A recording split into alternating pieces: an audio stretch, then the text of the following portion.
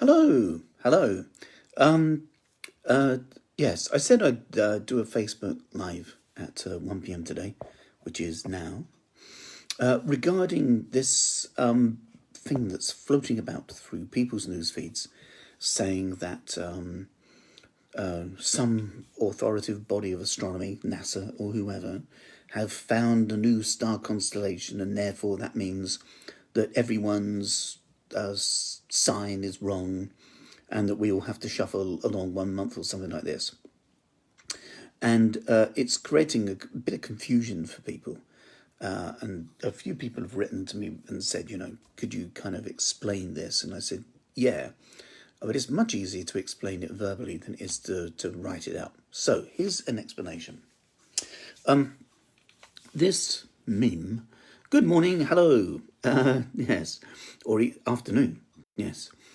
This meme or thing floats about occasionally. I haven't seen it for about 6 years, but it did the rounds about 6 odd years ago, and it was around before that, and it was around a while before that.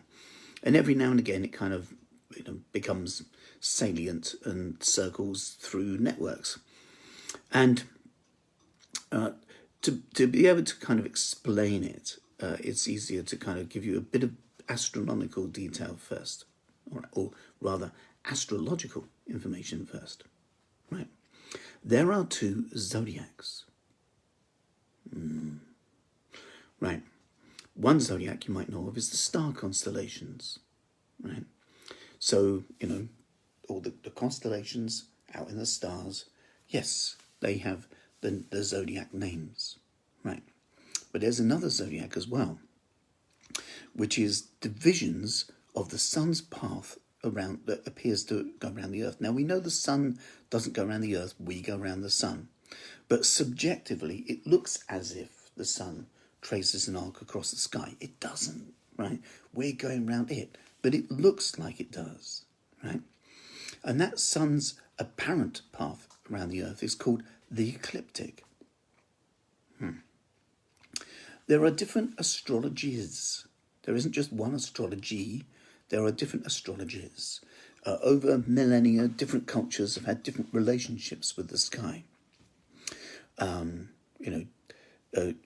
If you look at Stonehenge, there are alignments within Stonehenge to do with sunrises, moonsets, things like this. There's an eclipse predictor in the archaeology or the architecture of Stonehenge itself. You can't do that without having a relationship with the sky. But that doesn't mean to say that they had what we might think of as a horoscope or a zodiac. That's just different indigenous cultures across the world have always had relationships with the sky in some way or another. All right. Horoscopic astrology has its roots in Babylon, Mesopotamia. As far as recorded history is concerned, the first record we have of people correlating celestial phenomena with events on the ground or life in human experience is in a piece that's often called the Tablet of Venus, which is in the British Museum at the moment. The first recorded birth chart we have that uses the horizon was in 410 BC in ancient Greece. Now, the sun's apparent path around the earth is 360 degrees. And if you divide that into 12 sections or quantities, then you get 12 sections of 30 degrees, right?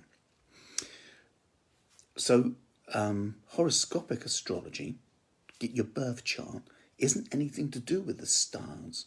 It's to do with the sun, the relationship between the earth and the sun, right? Now, you know that there are certain times of the year when the hours of daylight are long. They're fairly long in the UK at the moment, getting shorter.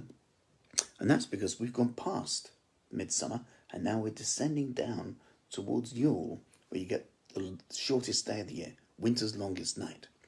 But winter's longest night is the beginning of the return and the rise of the sun up to its full again. So we have two qualities, summer and winter. And you could say that there are intermediaries on either side when the hours of daylight and nighttime are absolutely equal. We call those equinoxes. And although the hours of daylight are absolutely equal with both of them, the feel of them is quite different, you know. One of them is all green and bushy and everything's going... The other one is all sort of orange and things are in the state of the beginning of decay.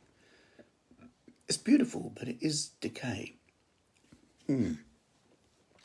They're quite different, those feelings, even though they're the same hours of daylight. So in a sense then, we have 4 sections, or what we call seasons, through the year. And each one of these seasons has a beginning bit, you know, when it just gets started. It has an established bit in the middle where you kind of, yeah, it's definitely spring, or yeah, it's definitely summer. And it has an endy bit where you're not quite sure if it's the end of one season or the beginning of the next one. And then you're into the beginning of the next one. So you could say there are 12 seasons. And each one of these seasons has its own feel, its own quality, right? And these are represented by symbols. And the word zodiac means circle of animals. Right. Okay. Now, there are people in my newsfeed I notice who are describing themselves as Sagittarians and then were suddenly alarmed to be being told that they're Capricorns.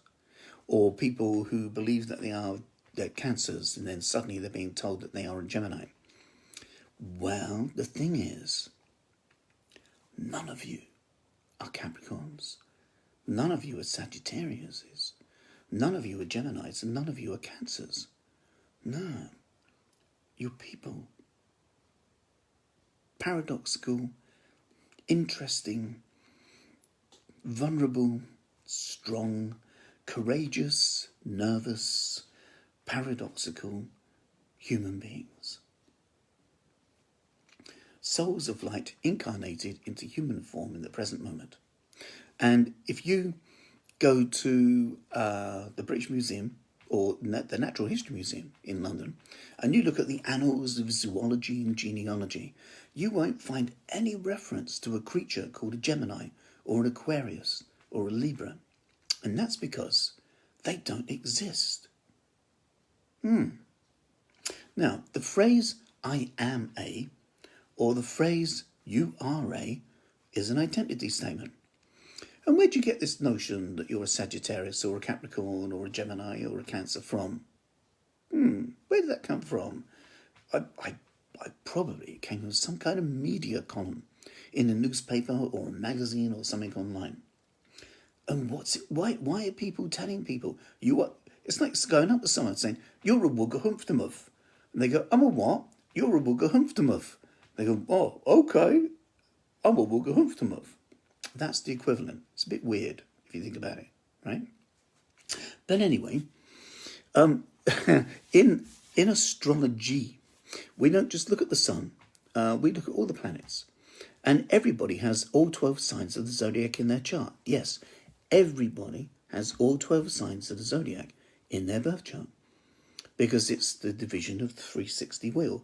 By 12, you give 12 lots of 30 degrees. So not only has everybody got all 12 signs of the zodiac in their birth chart, they've also got the same amount and quantity of all 12 signs of the zodiac. In other words, all of us are privy to human dynamics. All of the different things represented by symbols that describe human nature, in this context, astrology, we all have all of them. Different blends, slightly different mixtures, you know. But we all share 50% of our DNA with a banana. We share 99% of our DNA with a chimpanzee. We share 100% of our DNA with other humans. Although some of us, if we're in Northern Europe, have a little bit of Neanderthal in there as well, right? Yes. Anyway, yes. So we're all made of the same stuff. It's just different combinations of the stuff, coupled with our environments, our history, etc. It's quite complex when you look at exactly how we come into being. One way of doing that is to get the book How We Come Into Being by David Charles Rowan. And that will give you some ideas of what comprises the sense of self that you have at the moment. But to look at an astrological birth chart which features symbols of human experience in kind of a few different forms. So the signs of the zodiac are like filters. They describe the expressions of things. Whereas the behaviours that we do are described by planets, or represented by planets. So for astrologers, planets represent behaviour, things we do. Run towards things, run away from things, create things, destroy things, talk about something, keep quiet.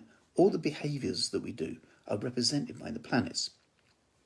And for an astrologer, the sign of the zodiac that a planet is moving through at the time a person takes their first breath, from the perspective of where they are on the location of the Earth at that moment in time, represents the manner or style in which they will do that thing. So to talk about just people as if they are just one thing, like a sun sign, right? You're a Taurus, you're a Gemini, you're a Cancer, etc., is kind of odd, because that disregards the whole map. That says that the rest of it is irrelevant. Okay. To just give you like a metaphor with this, with a different discipline, right? A parallel, if you like. Just imagine that what's happened in astrology happens in the realm of anatomy and physiology. Okay? So, yes. So just imagine that an anatomist comes up to you and says, right, well, you have a shoulder. You go, oh yeah, and you have a kidney, right? Yeah, and you have a toenail. Yeah. Well, you're a toenail. I'm a what? You're a toenail. What does that mean? Well, it means you shuffle through life. Oh, and then you accept it. You go, okay, right? And then you go up to someone saying, hello, I'm a toenail. I shuffle through life. And they go, I'm a shoulder. And you go, what does that mean? And they say, I carry responsibility. You go, oh, I shuffle through life, right? No way would you accept someone trying to describe the sophistication and beauty of your anatomy and physiology by isolating one small part of it and saying that one small part represents you as a totality. That would be mental, right? But that's exactly what's happened in the realm of astrology, right? And all human skills, all human endeavours have a range of competence, you might have noticed, right? Sometimes you can take your car in to get fixed up and they'll set the clutch just right and it's easy to push down. And another time it's a bit too kind of stiff and it's really hard, you have to struggle to do it. You'll find sometimes a plumber will kind of do your taps and they're fine. Another time you have to wrench them open, right? Different people have different skill ranges within certain disciplines. So if you use music as a scale of sophistication, right? So there's the X Factor or American Idol at one end and Beethoven at the other, with maybe Led Zeppelin in the middle, right? Well, all the horoscope media stuff, anything that says you're just one thing and there are only 12 kinds of humans, right? That stuff is the X Factor end of astrology, right? And I do the Beethoven stuff, or at least I do my best to get as close to the Beethoven end as possible. A lot of people don't even know that the Beethoven end exists, because all they're exposed to is sun sign astrology. So all they know of is that, they think astrologers think there's only 12 kinds of people. They think that astrologers think that, the Earth is the centre of the universe, and it isn't, and we don't think that. We're not all just X Factor musicians. Some of us are Led Zeppelinists, some of us are Beethovenists, right? Yes. So, now, this stuff about the changing things, right? Okay. Yes. In the way that the Earth rotates and orbits around the sun, it doesn't form a perfect circle. You might have noticed this, right? Everything tends to be elliptic, right? And because of that elliptic relationship, if you could mark out a point in space with an indelible felt marker on the celestial sphere, right, and go kind of mark a point out in space, and the Earth, in its particular relationship with the sun, was going to make this elliptic orbit and return to exactly the same point again, it would take approximately 25,000 years. And that's called the Great Year. Right. It's also called the precession of the equinoxes. Because if you get when the hours of daylight and nighttime are equal, the spring equinox, if you could throw a line out from the horizon and shoot it out into space, it would intersect one of the star constellations, right? And one of the star constellation it would intersect now is called Aquarius. But because of this rotation thing, about 2,000 years ago, it wouldn't have gone through Aquarius, it would have gone through Pisces. And 2,000 years before that, it would have gone through Aries.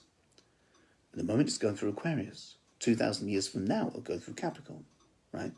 And that's called the precession of the equinoxes. The precession of the equinoxes. You might know that at Stonehenge at the moment, when the sun rises on Midsummer's Day, and it touches a thing called the heel stone. Heel is short for Helios, right? Or in other words, the stone of the sun, right? At least that's what modern people call it. We don't know what the Neolithic name was because they didn't leave any record of any language, all right? So what their intention was is another matter. But at the moment, when the sun rises on Midsummer's Day, it touches the top of the heel stone and it sends a beam of light. As long as there's no cloud, it sends a beam of light into the centre of Stonehenge. And then the people there that are celebrating worship the return of the sun to the earth. It's like the Apollo comes into the heart of the temple, right? Wonderful stuff. However, Gerald Hawkins, in his 1965 book, Stonehenge Decoded, pointed out that because of the precession of the equinoxes, when Stonehenge was built and the heel stone was put in position, the sun didn't touch it. There was a 3-degree variable. A very brilliant person I've known for a long, long time. It was one of my students once, called Maria Wheatley, in a 2006 book, Looking at the Sun, Moon and Avebury, pointed out that one of the inner circles in Avebury took the shape, if you look at it a certain way, as a seasonal sundial, and showed how these alignments would work, and you could use shadow lines to calculate seasons, right? And so I talk about that on my tours, but before I started using that information in my tours, I had to check something. I phoned her up, and I'm sorry to say, I actually asked me, I said, I love this idea. Did you take the precession in the equinoxes into account? And I got a rather abrupt, yeah, of course. Yes, and rightly so, but I did have to check. So, yeah. But yes, so archaeoastronomy, people who look at the sun, the celestial sphere and the earth, so ancient monuments with reference to the sky, we know that because of the precession of the equinoxes, things that are aligned now were not aligned, say, 5,000 years ago, but things that were aligned 5,000 years ago wouldn't be aligned now. So when you look at these ancient sites, the wonders of computer technology means you can rewind the solar system back, to when it was, and that means then you can see the sky from their perspective, as it would have seen then, and then you can see if there are any things done by deliberate alignment or not. Okay, so we've known about this for a long, long, long, long time. Okay, it's not new information at all. So whether or not you follow astrology or not, if you describe yourself as a Aries, a Taurus, a Gemini, etc., there's a very high chance that you're talking about horoscopic astrology. And the divisions of the tropical zodiac, which give us the signs that go around the outside of an astrological birth chart, haven't changed. They are the same. Right? Even though you might describe yourself as a Sagittarius or a Cancer, you're not one of those. That's just your sun sign. And the rest of you is important too, not just one part of it. All right. If you want to see your astrological birth chart, your personal astrological birth chart, I do them for free. And by do them, I mean I create them and let you have a copy of it for free, right? That doesn't mean you get an interpretation. That's another issue, all right? So, but if you want to see your personal birth chart, all you've got to do is write to me in a private message with your time of birth, your date of birth, and the exact time of birth, by the way, So I need the date, the place, meaning the town or city or village that you're born in, the date, the place, and the time. If you don't know your birth time, I can dowse it for you. That means we connect up on Zoom, and I dowse your birth time, then check the chart with you for accuracy. And that means I tell you things that birth time suggests, and then you compare that with your memories. And if it's kind of, hitting the mark all the time, then we got the right time. And that's because dowsing isn't a science, it's an art. And all human experience goes up and down, right? We know this because Olympians have coaches in an Olympic village.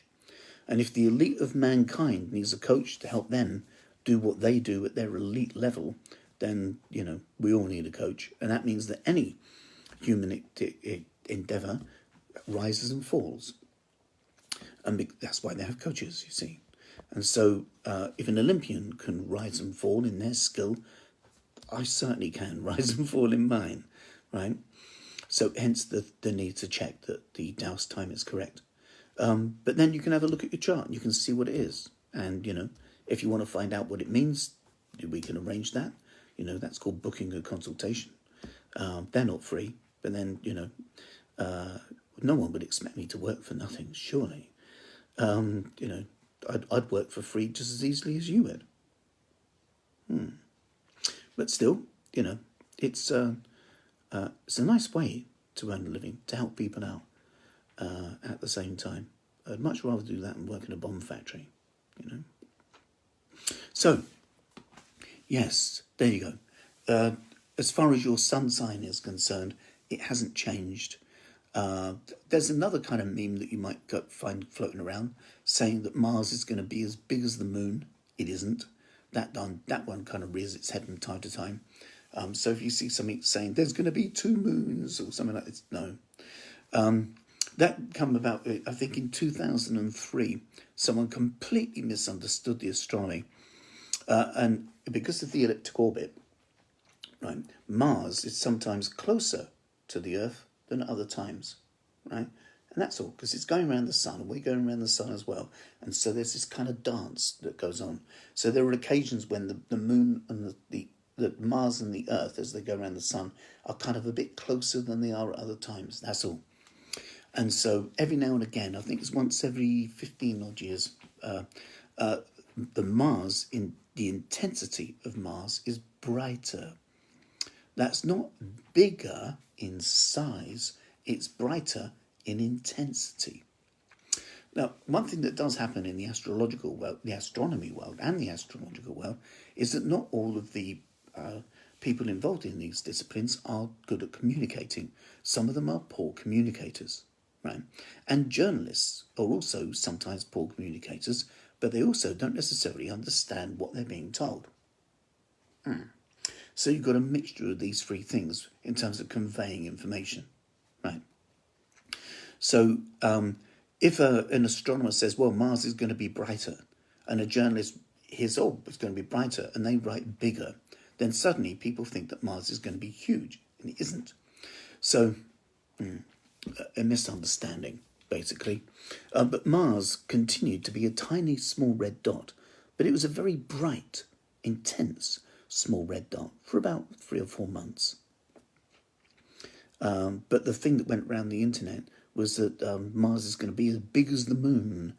And if that really was the case, if Mars did come so close to the Earth that it was the same size as the moon, our oceans would kind of be disrupted, cities would collapse, life on Earth would be thrown into absolute bedlam and chaos. So that didn't happen. So therefore, Mars wasn't that close. And so it was the intensity of the brightness that increased and then diminished again. That's all. All right. So, yeah. But the people who've contacted me privately about this, you've done the right thing, right? What you've done is you've seen something and you thought, I don't understand that. I think I'll ask someone who I think might know about it. And then you found out, right? That's the best thing to do. Yeah. Investigate. And especially investigate with whatever you consider to be a credible or authoritative source. And then you can know. So relax. Your sun signs haven't changed. All right, they're still the same. Whether or not, far deep celestial phenomena, star clusters, galaxies, nebulas are discovered and new ones are named, well, that will continue going on.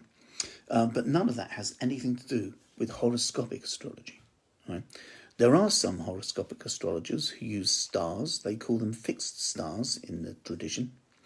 I think that's what Ptolemy, the phrase Ptolemy used in 100 AD in a book called Tetrabiblos that he wrote in the Great Library of Alexandria. But yes, so in astrological tradition, some of the stars are also incorporated as well as planets in a birth chart. But the zodiac that's used are divisions of the ecliptic called the tropical zodiac, and that hasn't changed. Okay? Right, so now you understand. And if you've got any more questions, you're welcome to ask. If you've got any comments on this, you're welcome to write to me privately. If you comment under this, it'll be cool. But I won't see them because, things in Facebook disappear. But messages are always nice. Anyway, you take care. I hope that was helpful. I'll see you soon. All right. Bye.